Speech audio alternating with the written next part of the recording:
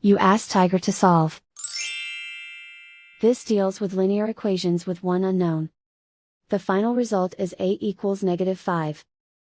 Let's solve it step by step. Simplify the expression. Expand the parentheses. Simplify the arithmetic. Group like terms. Simplify the arithmetic. Group all constants on the right side of the equation. Subtract 1 from both sides. Simplify the arithmetic.